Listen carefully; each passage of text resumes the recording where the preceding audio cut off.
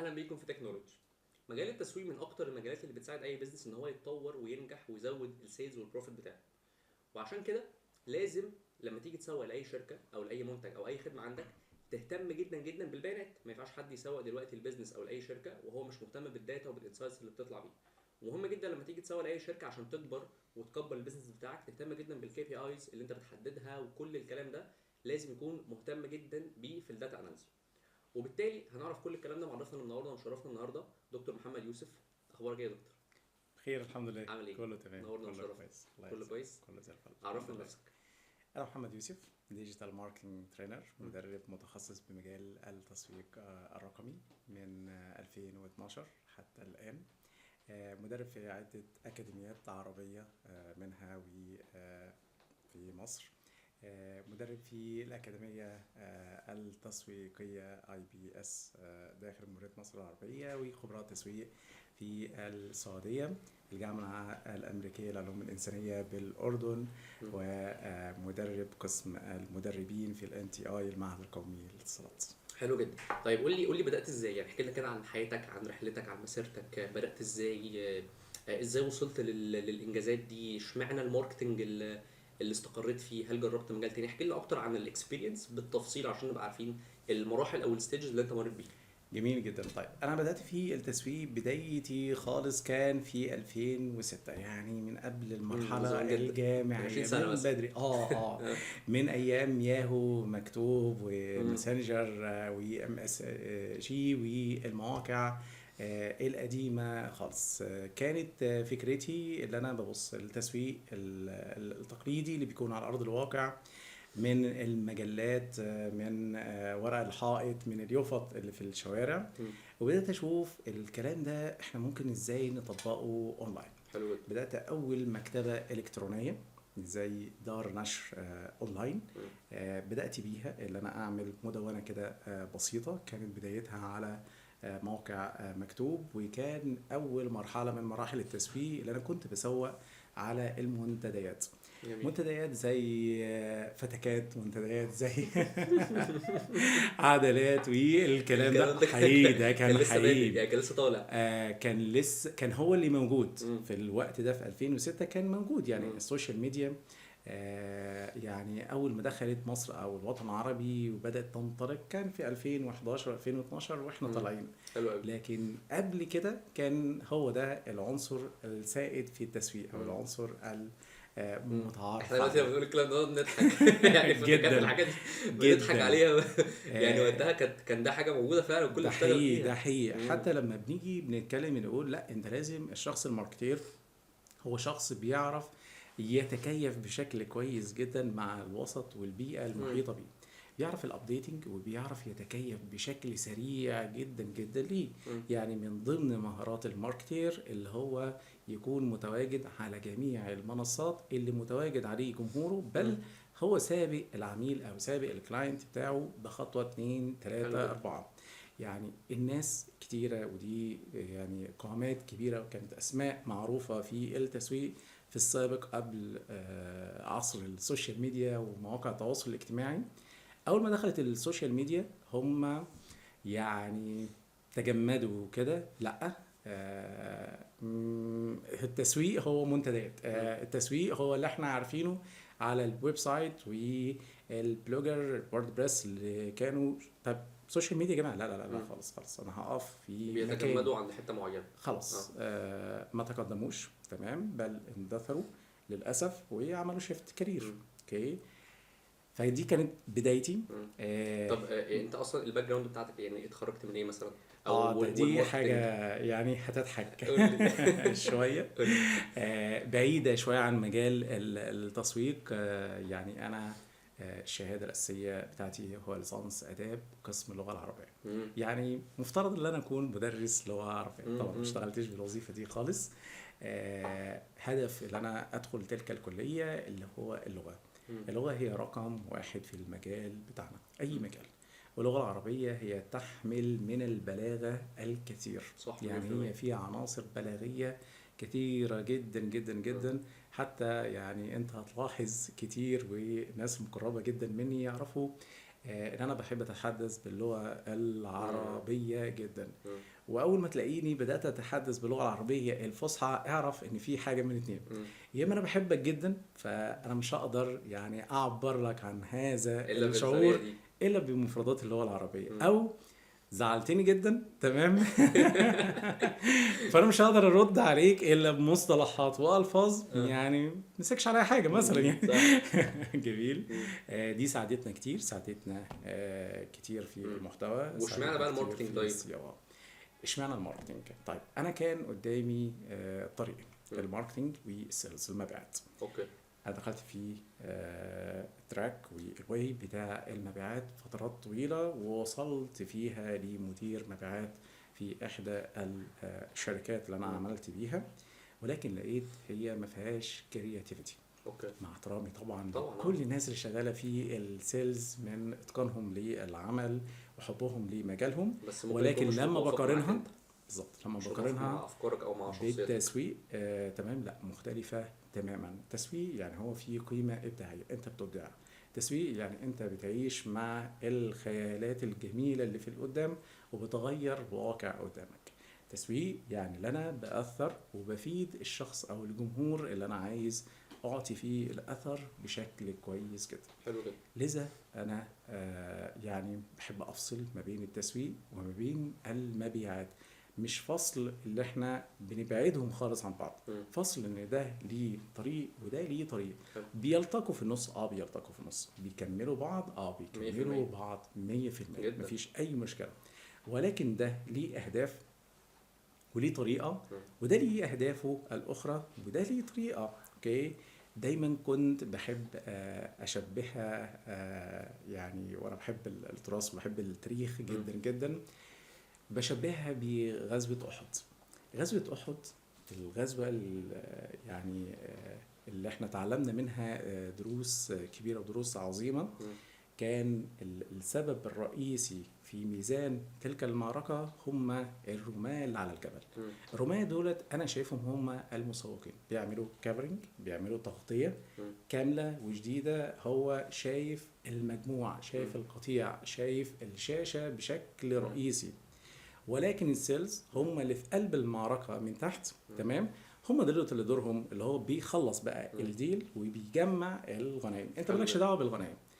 المسوق لو نزل للعميل وبدأ يهتم بالتارجت ويهتم اللي هو يجمع تلك الغنائم، ايه اللي هيحصل؟ المعركة كلها فشلت. 100%. واللي تحت ده لو اهتم اللي هو يطلع فوق قمة الجبل، برضو المعركة صح. فشلت. فانت ده ليه حسيت ان طريق وده ليه طريق. الماركتنج هو افضل بالنسبه لك، هو ده نعم، الحاجه اللي نعم. متوافقه معاك. ده حقيقي، حلو قوي. ده حقيقي. طيب قول لي برضو المراحل اللي مريت بيها. يعني ماشي، انت بعد ما اتعلمت تسويق وبدات في المواقع دي كلها، عملت ايه بقى؟ اشتغلت فيه مثلا واشتغلت فيه ايه مثلا، وبعد كده رحت فين، وهكذا المراحل اللي مشيتها في المجال نفسه.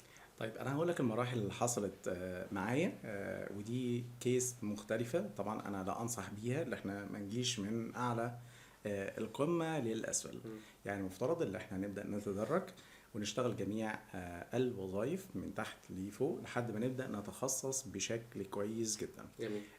طيب انا الكيس بتاعتي مختلفة شوية، لان انا كنت داخل مجال التسويق الرقمي هنا في مصر، كان في 2011 2012 كان هو لسه بادئ، يعني جميل. المجال اصلا كان لسه بادئ. بدأت في لحظة كده من اللحظات وانا قاعد، بدأت أبص للتسويق بنظرة تانية مختلفة، ببص للتسويق الإلكتروني بنظرة يعني كلها إعجاب وشدتني بشكل كبير. في المرحلة دي أنا كنت في المبيعات، وكنت يعني متوغل جدا جدا في المبيعات، ويعني تعبان جدا جدا منها، لأن عملية البيع وعملية إرضاء العميل ليست من العمليات السهلة بالمرة. صح. فاخدت قرار، لا انا هدخل في التسويق الرقمي. انا كنت في التسويق المباشر من قبل، وكان تسويق اونلاين شويه في المنتديات والمواقع الاخرى. مفيش سوشيال ميديا، ما كانش لسه دخلت السوشيال ميديا. صح. خدت قرار، تعلمت، درست بعض الكورسات المتخصصه من جامعات خارجيه، ثم استقلت من الشركة اللي أنا كنت فيها، وكنت في بوزيشن عالي جدا، وبدأت أول كورس خاص بي. عملت كورس في التسويق الالكتروني، ده كورس 2011. كامل 2011 في اواخر 2011 بدايه 2012. عملت كورس كبير جدا هنا في القاهره، مدته 3 شهور، كان دي الانطلاقه ليا. ثم بعد كده بدات بقى في المشاريع التسويقيه، ومن بعديها عملت عمليه التصحيح.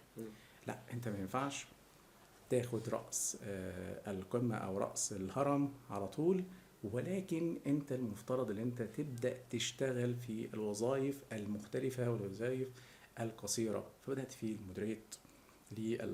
مودريتور للصفحات، بدأت في الكونتنت واكتب الكونتنت، وبقيت كونتنت كرييتور، كوبيرايتر، ميديا باير، اس يو سبيشاليست.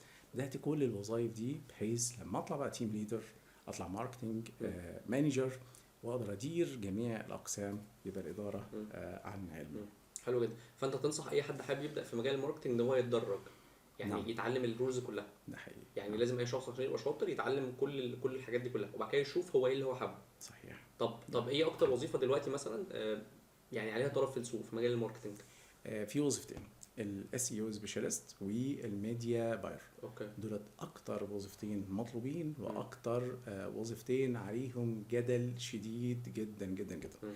انك تلاقي حد شاطر، حد امين في الوظيفتين دولت تحديدا، الموضوع يعني مش سهل بالمره.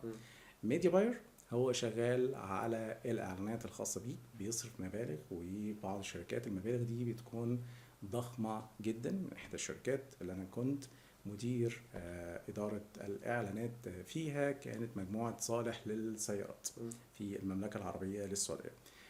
مسكين توكيلات زي عبد اللطيف جميل، توكيل تويوتا، وتوكيلات تانية لمشاريع وشركات سيارات كبيرة جدا. كان معانا بنصرف تقريبا في افريج 230 مليون ريال سعودي سنويا. مبلغ 230 مليون ده زمان. ريال. مش زمان، في 2021. مش زمان جدا، ضخم جدا. ده مبلغ ضخم جدا. تمام. طيب كنا بنحقق قد ايه؟ كنا بنحقق بالمليارات، ومش عايز اجيب الرقم دقيق طبعا عشان ما يبقاش بنفسح. نعم. جميل. طيب مبلغ ضخم زي ده جميل، لازم حد انت تكون واثق فيه. الميديا باير انت واثق فيه، لان عمليه الROAS وحساب العائد من المبيعات على الاعلانات، من الاعلانات على المبيعات، دي مش من الامر السهل. طب الROI بتاعك هيطلع ازاي؟ الشخص لو هو ناجح، الشخص لو هو شاطر، هيقدر يستثمر المبلغ ده في البلاتفورم المناسبه اللي تحقق لك عائد كبير جدا من الاستثمار بتاعك بنسبة قليلة جدا من الصرف. هو فاهم هو بيعمل ايه. دي الوظيفة الأولى، ألا وهي وظيفة الميديا باير. طيب الاس اي او الاس اي او او السيرش انجن اوبتمايزيشن سبيشاليست، الاخصائي تهيئة المواقع لمحركات البحث. الراجل ده بيقعد يشتغل فترات طويلة عبال ما الأثر يبدأ يبان. ممكن يشتغل 6 شهور، 8 شهور، سنة، حتى لو هو حد محترف عبال ما النتيجة تبان. طب الشخص ده لو مش أمين في شغله، لو هو مش شاطر، لو هو أنا لا أثق فيه بشكل كويس جدا، إيه اللي يحصل؟ خلاص أنا هقعد مستني الفترة دي، بصرف فلوس، مجهود على الفاضي، وفي الآخر مفيش أي عائد جاي عليه. والوظيفتين دول يعني الوظيفتين دول عليهم طلب كبير جوه وبره مصر جدا، مش هنا بس. ايوه جوه. طب وايه الاعلى بره؟ يعني مثلا لو حد عايز يسافر بره في الخليج او في الامارات، يعني الميديا باير في الخليج طبعا رقم واحد. الميديا باير رقم واحد. طب ايه صفات الميديا باير الشاطر؟ حلو جدا، ده سؤال جميل. في الجول. في الجول. ممتازة. أول صفة من الصفات بتاعته إن هو شخص محلل جيد. محلل يعني بيحلل الداتا ولا بيحلل ايه؟ لا بيحلل الداتا جيدا. تمام. دقيق الملاحظة. رقم واحد، لازم يكون فاهم الكونسيومر بيهافيرز بتاعت العميل. هو مش شخص جاي عايز يصرف اعلانات خالص، مش جاي هو بيضع البوست ثم بعد كده بيروح يموله خلاص شكرا انا عملت اللي عليا ناس كتير قوي بتفكر كده اصرف. كتير جدا من الاسئله بتيجي، طب انا كنت بعمل اعلان والاعلان كان جايب نتيجه، دلوقتي نفس الاعلان بنفس كل حاجه مش جايب نتيجه. انا بستغرب من السؤال وهو بيستغرب من النتيجه اللي هي جايه له. تمام. طب انت حللت؟ يعني انت عملت الانلايز بتاعك بعد كده؟ لا، انت ما عملتش تحليل. انت شغال على نفس الكلام ده. يعني انا بساله انت ده كان جايب نتيجه امتى؟ يقول لي السنه اللي فاتت. طب السنه اللي فاتت كان في معطيات غير السنه دي. صح 100%. السنه اللي فاتت كان قدامك مجموعه من الكومبيتيتورز مش موجودين دلوقتي، صح. او في ازيد منهم. السنه اللي فاتت كان في انترست وكان في بيهيفيرز مختلفه لدى عملائك بتتغير باستمرار. انت عملت تحليل، شفت البلاتفورم الافضل بالنسبه لك ايه، شفت البلاسمنتس التموضع او المواضع الاعلانيه. يعني لسه في تحديث من شهر فات، في شهر اكتوبر الماضي، بدات منصه ميتا بدات تحط بعض البليسمنتس الجديده اللي هي بتبدا تظهرها زي الواتساب ستاتيوس، بدات تظهر عليها بشكل كويس جدا، واعلاناتك تبدا تظهر فيها الستيتس نفسها اللي بتتحرك. بالظبط. تمام. ودي كنا بنتنبأ بيها. يعني انا شخصيا في محاضراتي كتير جدا كنت بتنبأ بدي، ان هو هيبدأ يظهر الاعلانات، بس هو مش هيظهرها دلوقتي خالص، هيبدأ يظهرها على الواتساب، وهيتحول الواتساب من منصة مجانية بالكامل، وهي مش مجانية، هي منصة موجودة لجمع وتحليل البيانات. من أول يوم تم إطلاقها وأول يوم تم شرائها لمنصة أو تتبع للفيسبوك مجموعة ميتا بشكل كامل جدا، هي موجودة لجمع البيانات وتحليلها. رقم واحد. القسم الأول في أي شركة من الشركات الرقمية الكبيرة والعالمية هو جمع وتحليل البيانات. حتى شات جي بي تي والاي اي على مستوى العالم هو موجود عشان يجمع ويحلل البيانات.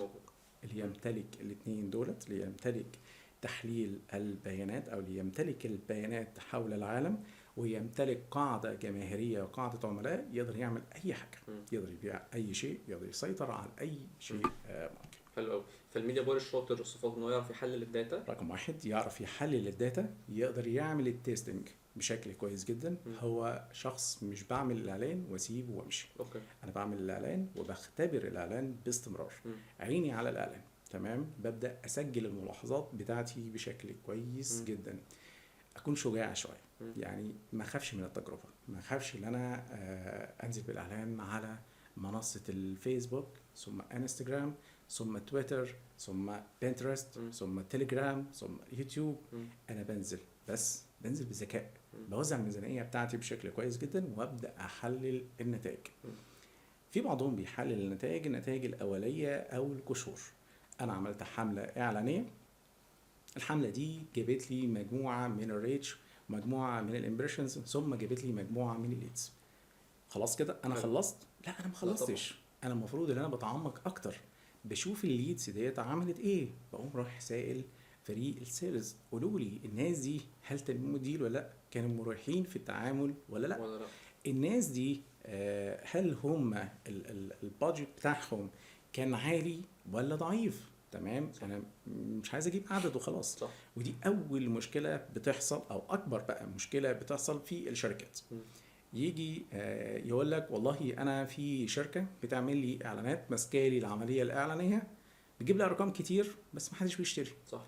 ما حدش بيشتري عشان هو مش فاهم نوعيه العملاء بتوعك، مش شايف السيجمنتس بتاعتك بشكل كويس جدا، مش مقسمهم لشرايح، مش عارف ايه افضل شريحه عندك تريحك انت في الاقسام الداخليه وتعمل معاك نسبة مبيعات عالية جدا جدا جدا وتعلي عندك البروفيت. هو مش فاهم ده لان هو مش معاك، او يجي يشتغل في اول شهر او اول شهرين بتركيز شديد، ثم بعد كده التركيز ده بيقل لان انت مش الوحيد اللي موجود. اوكي. فاذا انا عندي رقم واحد هو شخص بيحلل بشكل حلو جدا. رقم 2 بيختبر باستمرار، ما بيوقفش الاختبارات. رقم 3 ان هو شخص شجاع، بياخد التجارب، بيدخل جوه المنصات. مفيش اي منصه عنده مستبعده.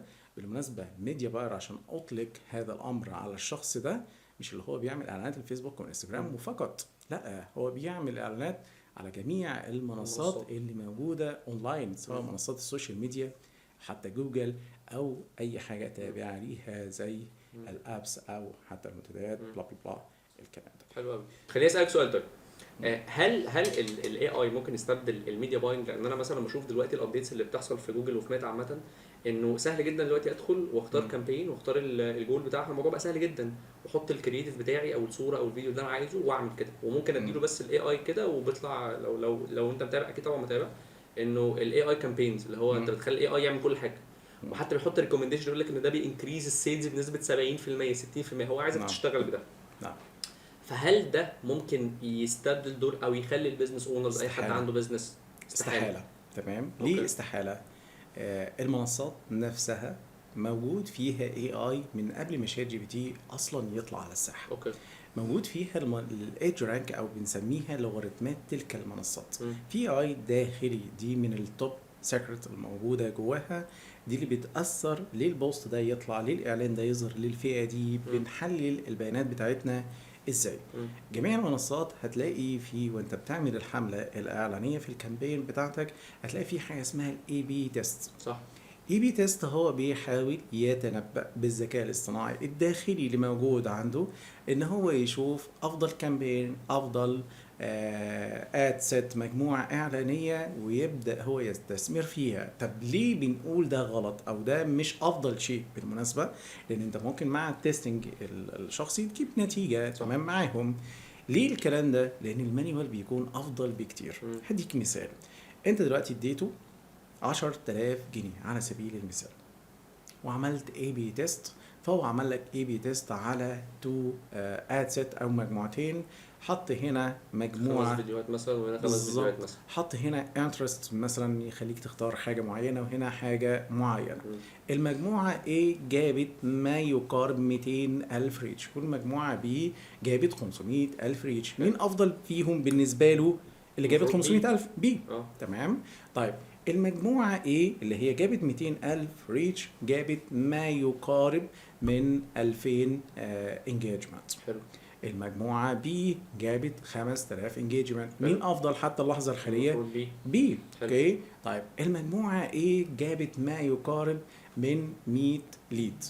تمام. 100 داتا موجودة عندك عميل.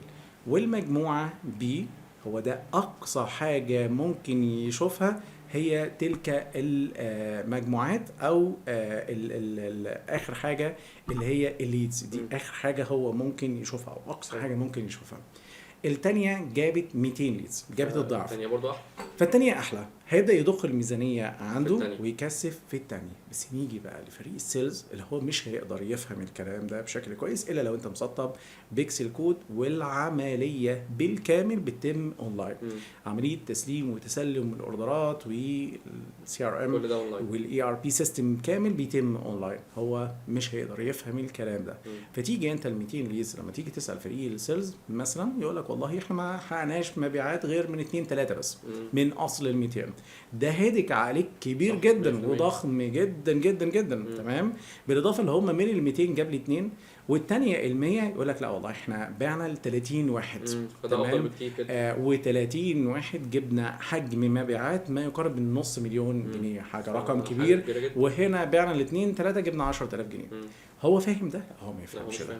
فتخيل دي المنصه نفسها بتعمل ده، فما بالك انت بالاي اي. طيب الاي اي هو هيبقى عامل مساعد معاك. يعني ايه عامل مساعد معاك؟ يعني هيبدا يحللك الشرائح المستهدفه. بالمناسبه ما يقدرش يجيب لك تحليل دقيق جدا للشرائح دي حتى اللحظه الحاليه، حتى بكل التطور اللي احنا موجودين فيه. لان انت عندك في معاملين بيتغيروا بشكل مستمر مع الاودينس بتوعك. معامل الانترست، ودي اهتمام لحظي عند العميل. انت مهتم بشراء السيارات، اول ما تجيب السياره خلاص ما بقاش من اهتمامات. اوكي. لكن البيهيفير لا، البيهيفيرز او السلوكيات، انت سلوكك اللي انت بتحب تشتري اونلاين. اوكي. فهتفضل تشتري اونلاين. بتشتري ايه بقى؟ ما اعرفش. متغيره زي مثلا حد بيحب يتعلم باستمرار. نعم. حاجه شبه كده يعني. حد بيحب يتعلم باستمرار. حد بيحب يتعلم. نعم. دي نفس الفكره. ده حقيقي. ده حقيقي. طب يعني انت تنصح الميديا باير يتعلم او يستخدم الاي اي ولا لا؟ بنصحه طبعا اللي هو يستخدم الاي اي، بس يستخدمه سواء الميديا باير او اي فيلد من الكاتيجوريز المختلفه للديجيتال ماركتنج بشكل كامل. يستخدمه كعامل مساعد، صديقي بدردش معاه. تمام.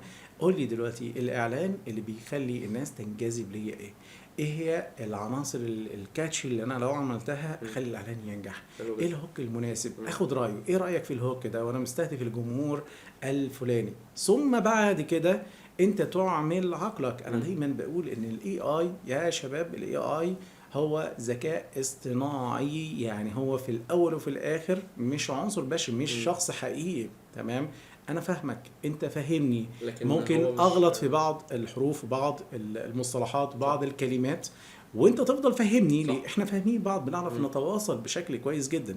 طب الذكاء الاصطناعي لا، احنا آلات، هنتحول لآلات، وده احنا مش عايزين مم. نوصل له خالص، ولا هو هيوصلني يعني ما اعتمدش عليه بداية بنسبه 100%. نهائي. اوكي، يعني نهائي. اخد منه اللي انا محتاجه صحيح. واكمل انا بقى مع نفسي. صحيح. حلو قوي. وبتختبر طبعا مم. اللي انت هتعمله عشان تعرف في المستقبل هل ده هيجيب نتيجة مم. ولا لا، حلو جدا. بتتنبأ بيه. حلو جدا. طب ايه الفرق بين الميديا باير وفي مصطلح كده اسمه بيرفورمانس ماركتنج؟ نعم. هل هم نفس الحاجه؟ لا، الميديا باير هو جزء من البرفورمانس. اوكي. تمام. مطور الاداء التسويقي، الشخص ده هو بيبدا يمسك شقين، بنقول اللي هو بيكون بيشتغل على الاس اي ام، سيرش انجن ماركتنج. جميل. تمام، بيشتغل على الشقين دولت، ده على مستوى مثلا الويب سايت بشكل كامل. يعني هو مش ماسك العنصر الاعلاني فقط بس أوكي. لا، هو بيستخدم اشياء تانية، بيستخدم ادوات تانية، اساليب واستراتيجيات تسويقية مختلفة مم. عشان يوصل لافضل اداء ممكن، الاورجانيك منه والبيت منه. اوكي، يعني الميديا باير بس هو paid. نعم، اوكي، لكن paid البرفورمانس ده 100%. بيشتغل كده اشتغل وكده. الاثنين. الاتنين. تمام، هو بيحسن الاداء وده افضل طبعا معانا. طبعا. انا مش هعتمد على طول على باستمرار الفلوس. على الفلوس صح. اللي انا ادفع. حصل لي ازمه زي ما حصلت ازمه الكورونا مثلا. مم.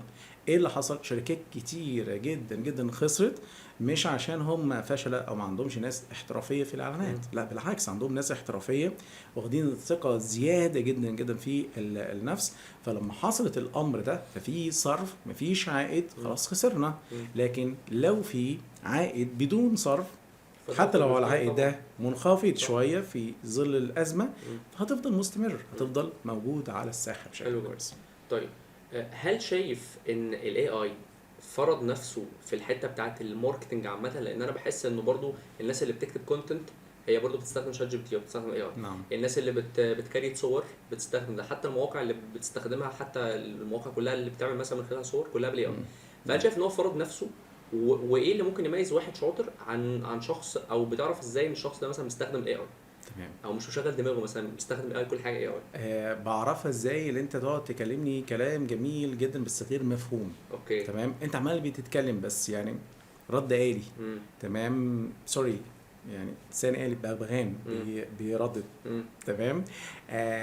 لا خالص. مم. يعني في علمائي علموني قاعدة جميلة جدا: ليس كل ما يعرف يقال، وليس كل ما يقال جاء وقته، وليس كل من جاء وقته حضر أهله. مم. مفيش أي حاجة ينفع تتقال في أي وقت لأي شخص بنفس الأسلوب مم. في أي مكان. مم. تمام. ال AI لا ينفع يقول لك كل الكلام ده، صح.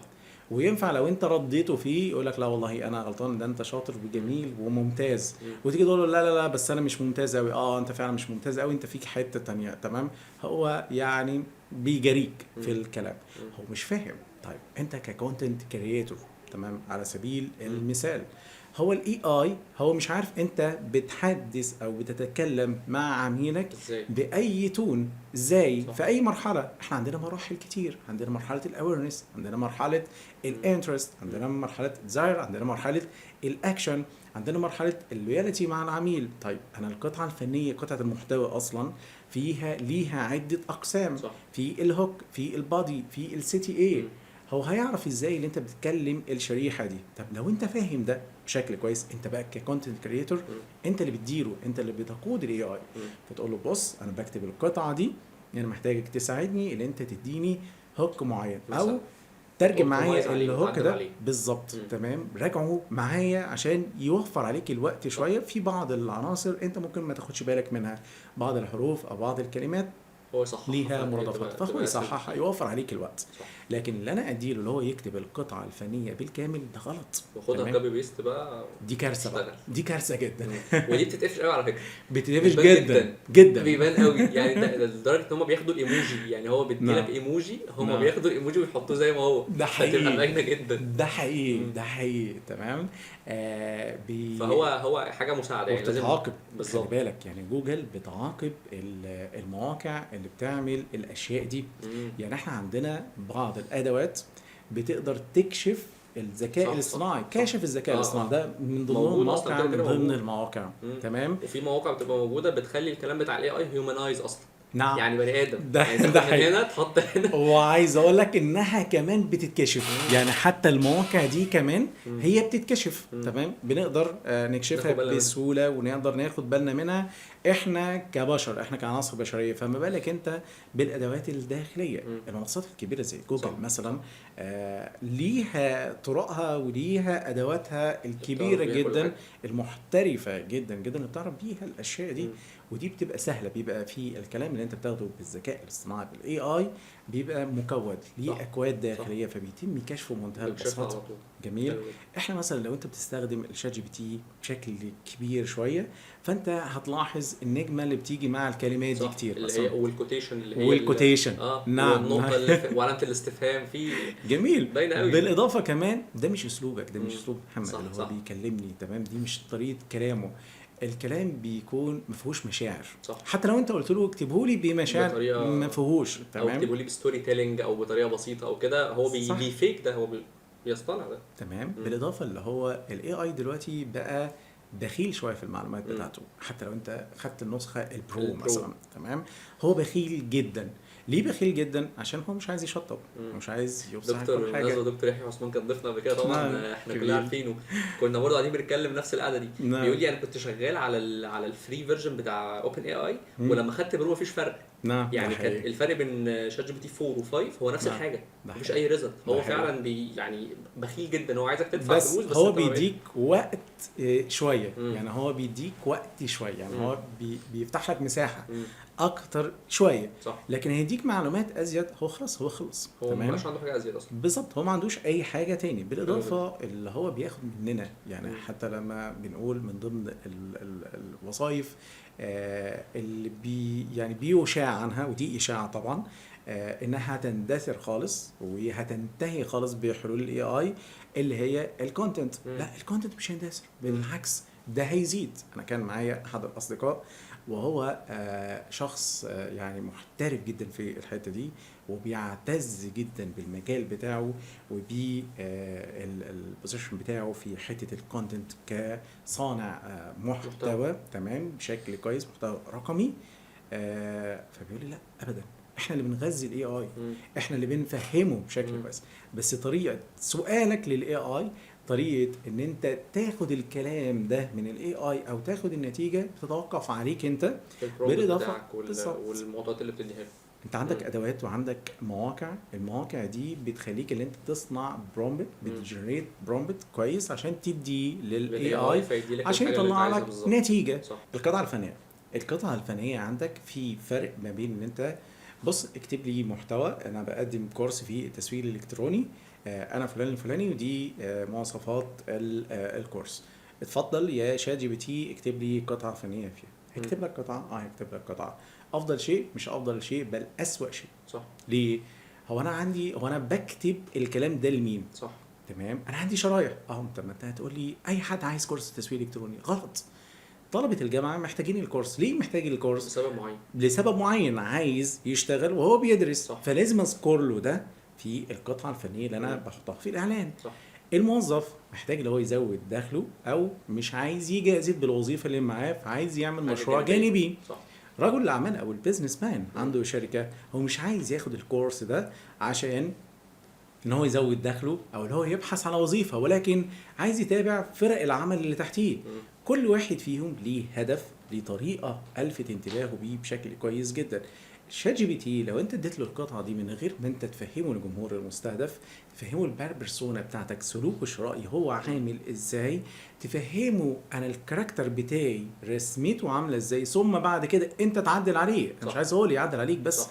انت تعدل عليه وتحط اللمسه بتاعتك وتحط التون بتاعتك. 100%. هو مش هيفهم الكلام ده بشكل كويس جدا، هو مش هيعرف انت بتخاطب العميل في اي مرحله من المراحل البان بتاعته. اوكي، لازم انت تفهمه. فما ينفعش ان انا اعتمد عليه 100% ولا حتى اعتمد عليه 70%. حلو اقل من كده. طيب هل خليني اسالك سؤال برضو، هل التسويق عباره عن اعلان؟ لا خالص. يعني مش مجرد ان انا اعمل اعلان واعمل له بوستنج واعمل كده يبقى انا كده 10 على 10؟ ده ترويج. ده ترويج. نعم. تمام. وانا بستخدم قنوات السوشيال ميديا كلها، مع اني انا بحب جدا قنوات السوشيال ميديا وهي الترندي دلوقتي، ولكن انت بتبني في غير ملكك. انت واخد صفحه من كيان كبير اسمه الفيسبوك، صح. انت هنا بتستخدم ادوات ترويجيه وليست ادوات تسويقيه. تمام. زعلت من فتره من الفترات من 8 شهور تقريبا لما انقطعت خدمات الميتا هنا في مصر، فيسبوك وانستجرام. مش الدفع، لا، انقطعت الخدمه 6 ساعات، تعطل الفيسبوك، وقع خالص. ايوه فاكر.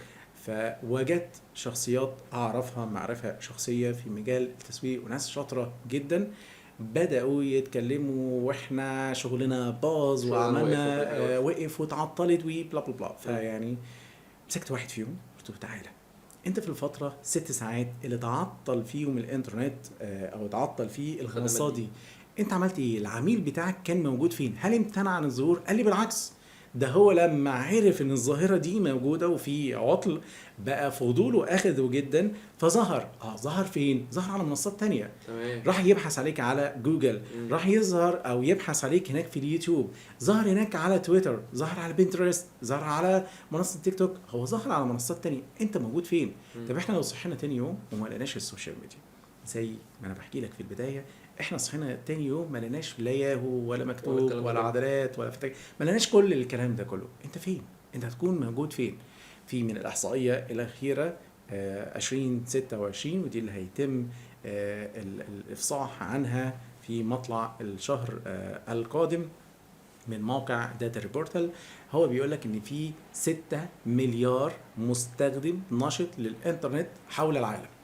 انت منين من كل الكلام ده؟ ناس دلوقتي يعني موجودين اونلاين، العالم كله. هو فاضل 2 أو 2.5 مليار هم اللي بيستخدموش الانترنت في الاماكن النائيه او في وسط افريقيا، بلا بلا بلا الكلام ده كله، او الصغار السن الرضع او كبار السن، بس خلاص كل الناس بتستخدم الانترنت. انت فين بقى؟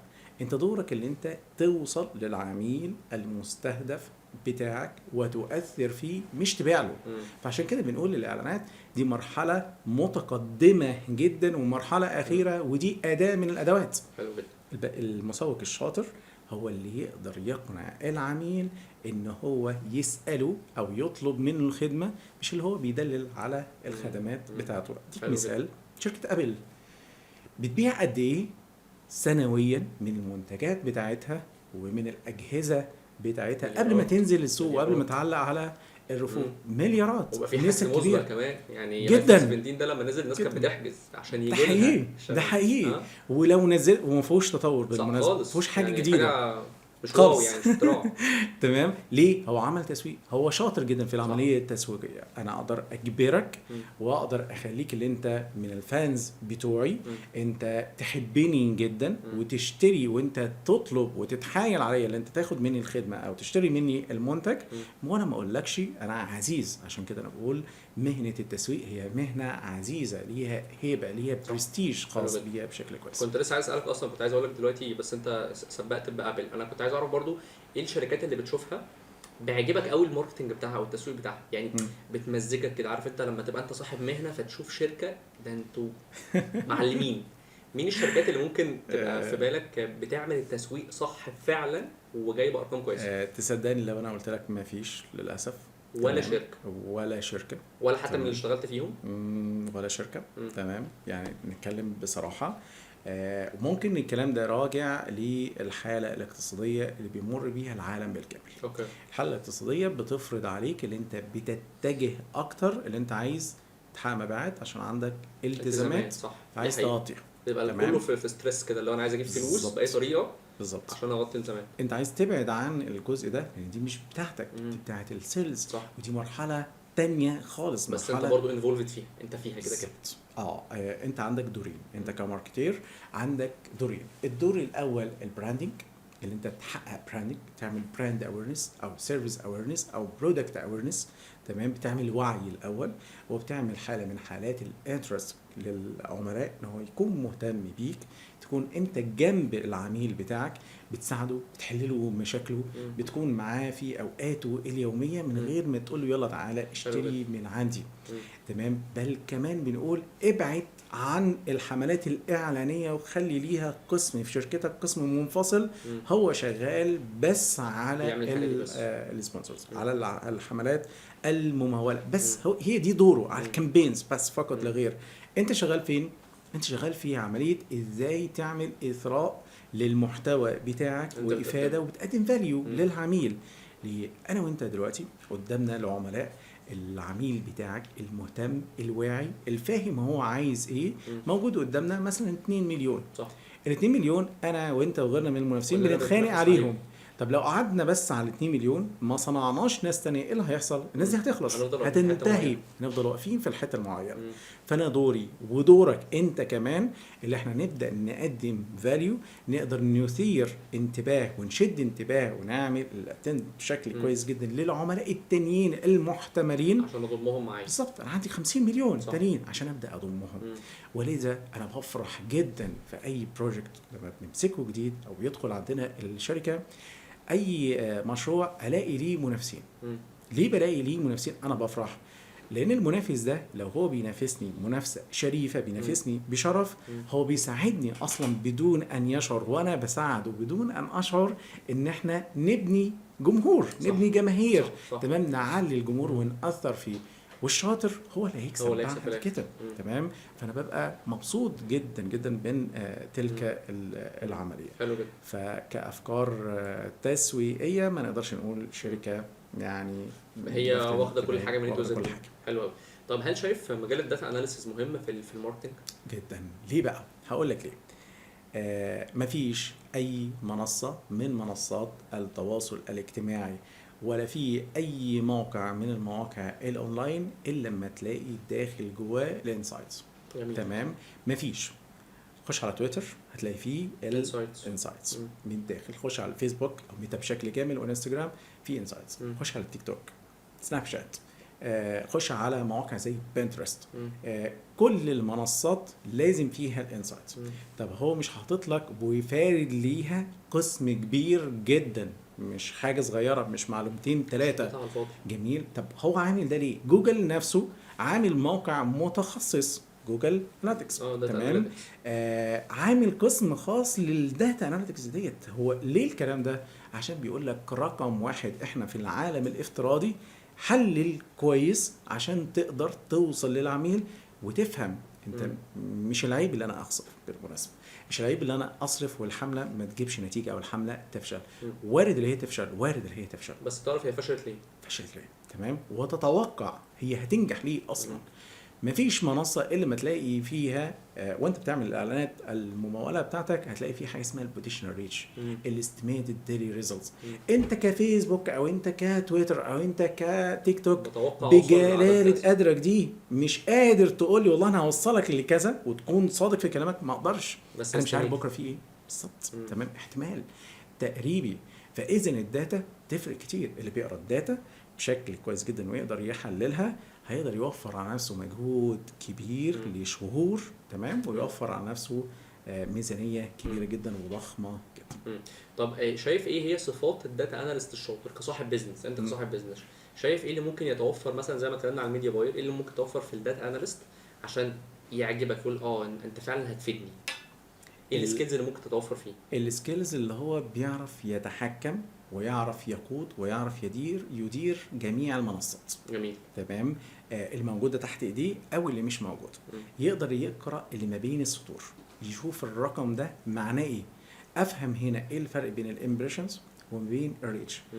كنت زعلان قوي في احدى المرات وانا بعمل انترفيو مع شخص جاي عشان يتولى وظيفه من الوظائف التسويقيه، فكانت وظيفه الميديا باير. جميل.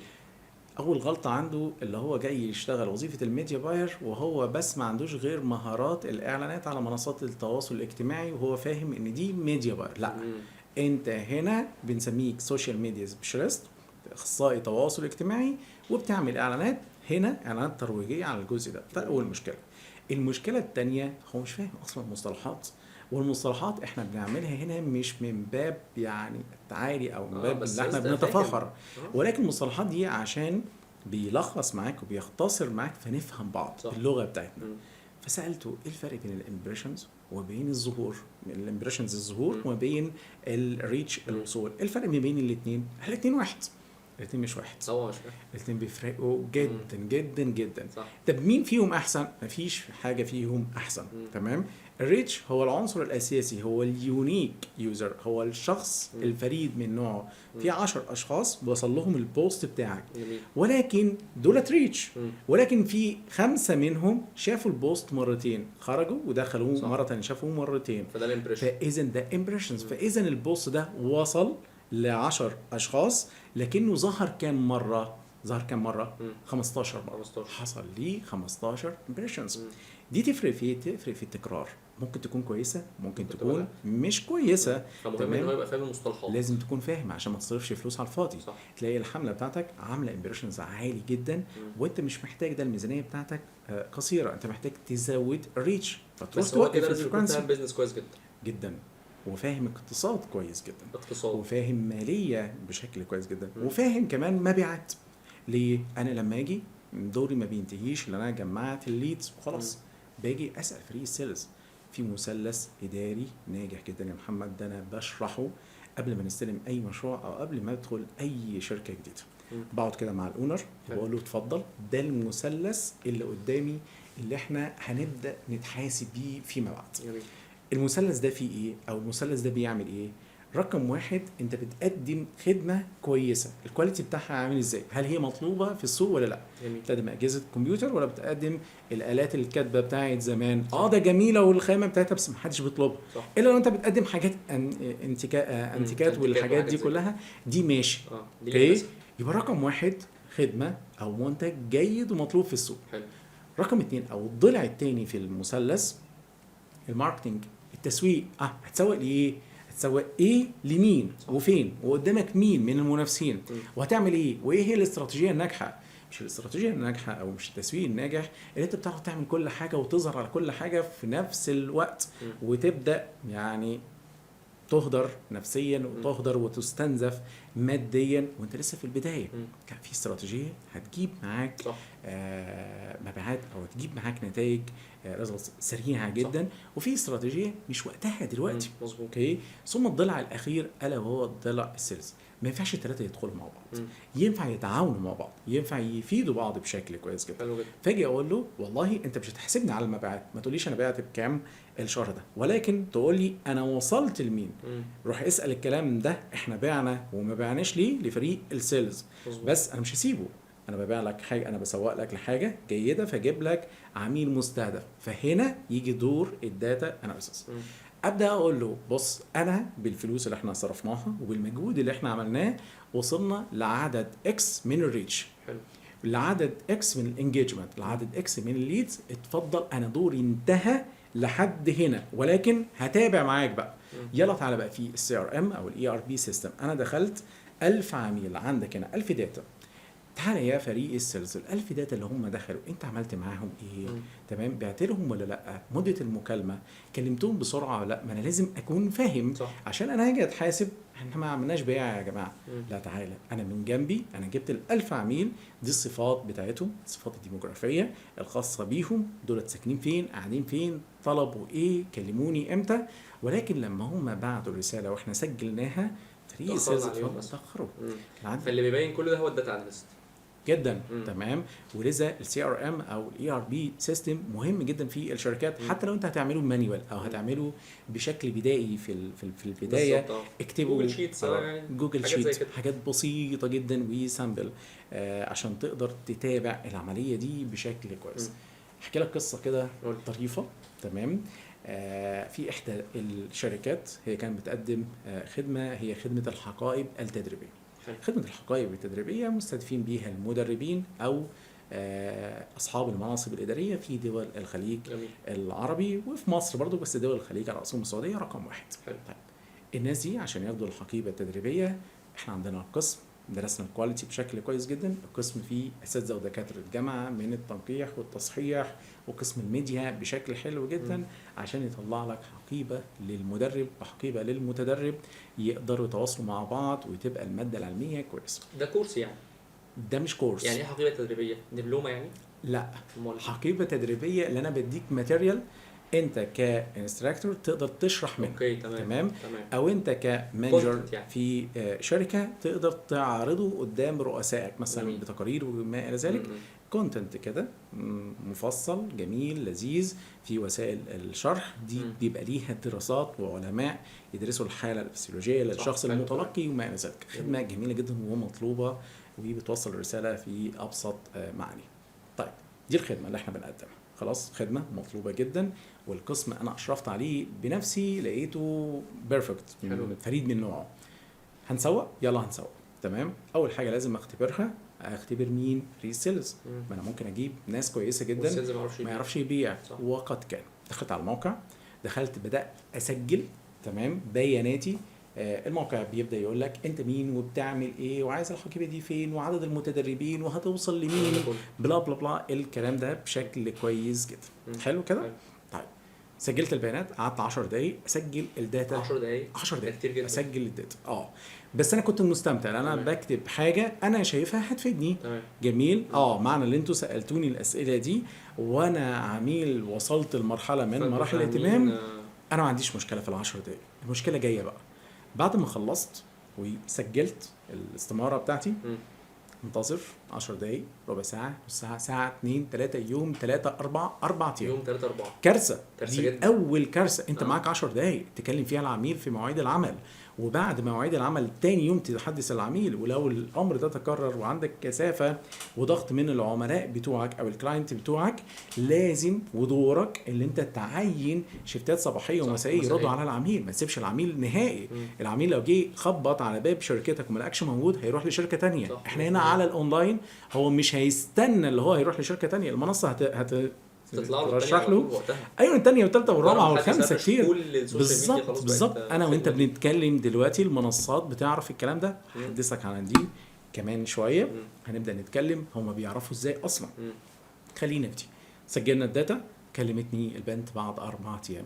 ايوه اهلا وسهلا بحضرتك فلان الفلاني بلا بلا بلا. قول لي بقى حضرتك محتاج الحقيبه ليه؟ عايز تعمل بيها ايه؟ وبدات تسالني الاسئله. انا قعدت 10 دقايق بعد 4 ايام. فقلت لها انا مسجل الاستماره حضرتك ما قريتهاش عادي يعني؟ لا انا مش فاضي، ممكن حضرتك تقريها. طيب ماشي حاضر. اعمل قفله السكه.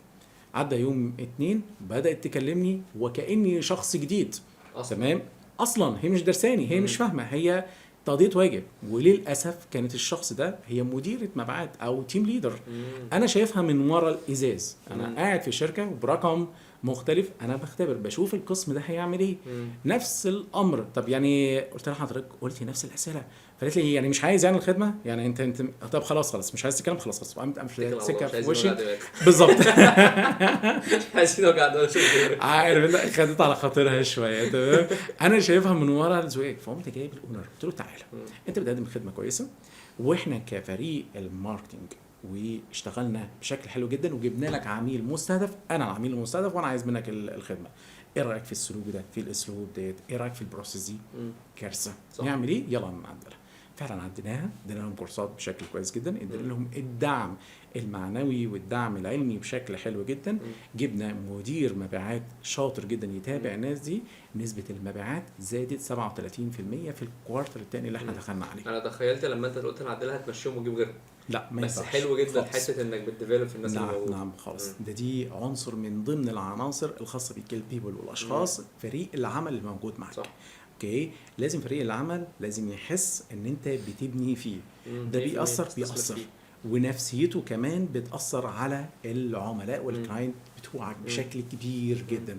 اللويالتي، يعني يحس ان ليهم اللويالتي كده والشركه صح، 100% في ولاء تستثمر للشركة. فيهم. الناس بتشتغل بروح صح. حلوة جدا في الشركة، مش مجبورين، مش مضغوطين. تمام.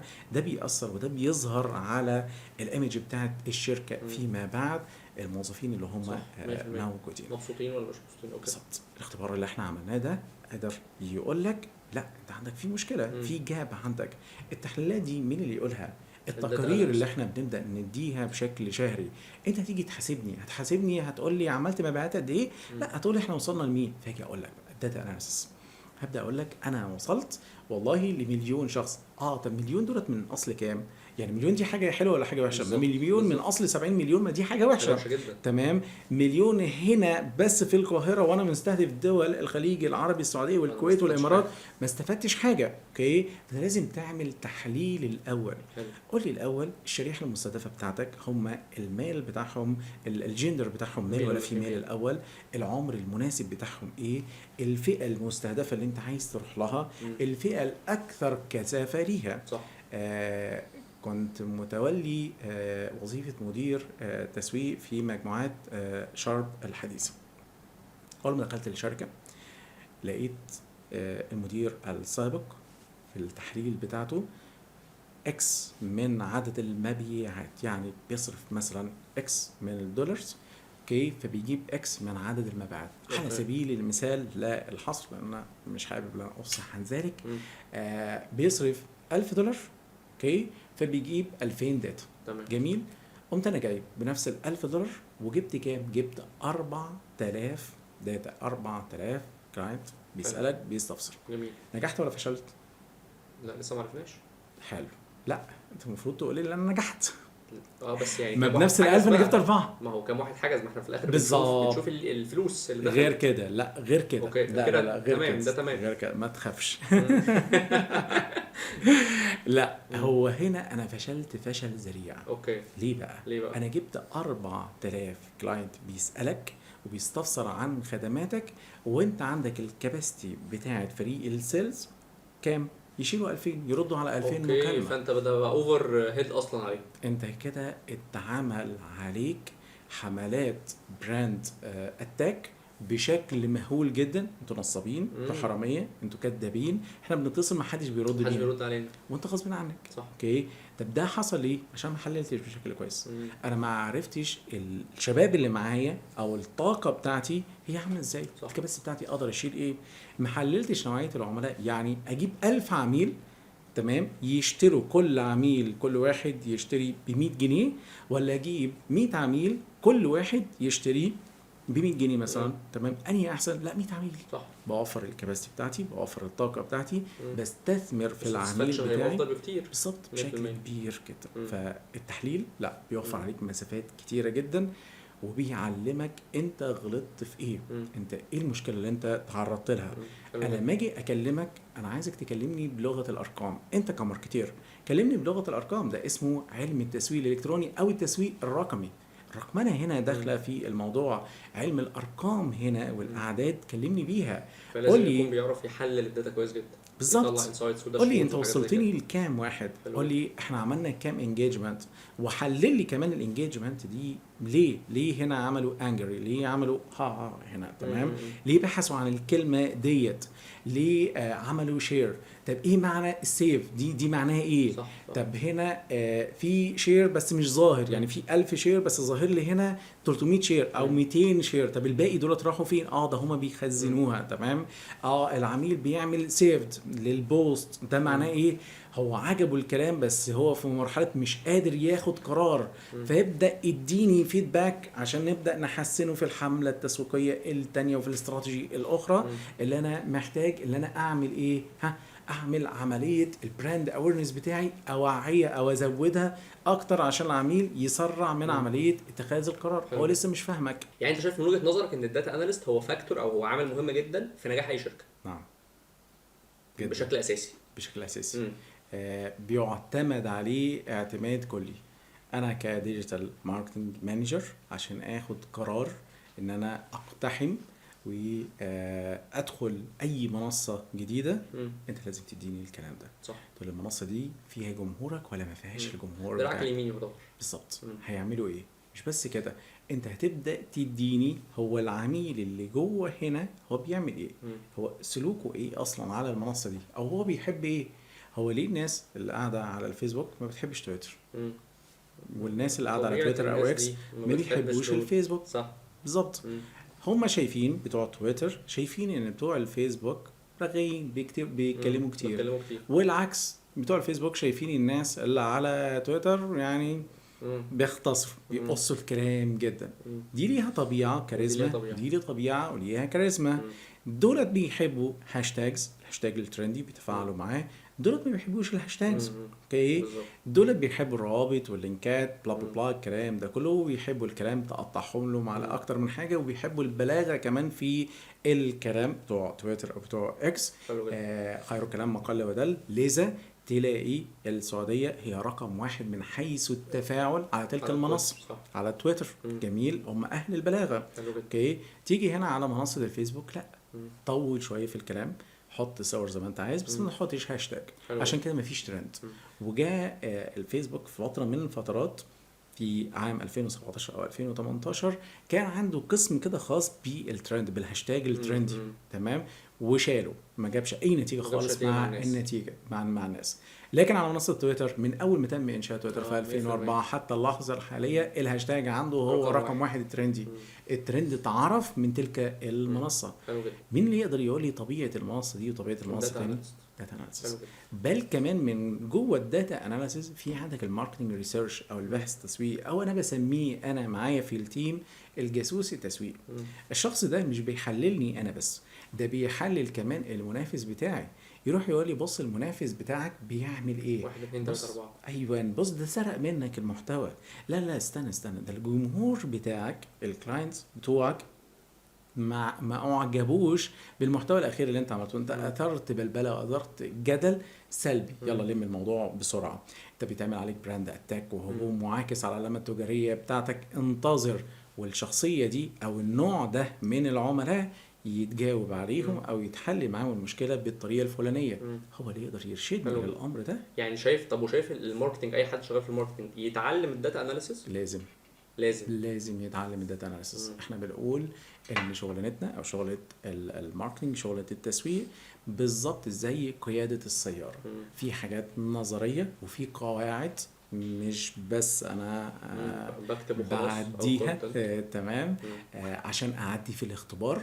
لا خالص، انا بعرف القواعد دي وبعرف الاشارات وبعرف ان انا ازاي اتصرف في مواقف الخطر، بعرف اقرا الطريق ازاي، اخد خبرات السابقين، لان الغلطه عندي بتسوى حياتي. كذلك الحال الغلطه عندي او المعلومه الغير سليمه هاخد عليها قرار هيدمر معايا البيزنس بالكامل. تمام، هيضيع عليا فرص ممكن ما تتوفرش مره تانية. حلو جدا. طيب تعالى برضو نقول نصيحه للناس اللي بتشوفنا من الاكسبيرينس بتاعتك. يعني ممكن كده نلخص الاكسبيرينس بتاعتك مثلا 10 15 سنه 17 سنه في التسويق. يا رب ربنا يديك طول العمر. الله تديهم نصيحه ما تعملش كذا، يعني انا وقعت في ده ما تعملش ده. حلو. النصيحه اللي انا بديها ما تقلدش تقليد اعمى لاي شيء. مش معنى ان انت عملت حمله او عملت فكره تسويقيه ناجحه ان هي هتنجح معايا كذلك الحال. ما تمشيش ورا حد بالملي.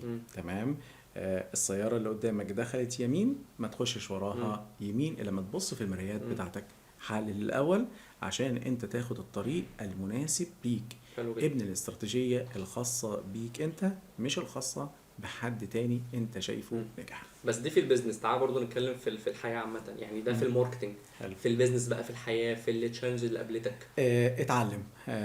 تمام، هنفضل بنتعلم تمام لحد اخر يوم عندنا. اتعلم باستمرار، جرب، خليك شجاع في التجربة.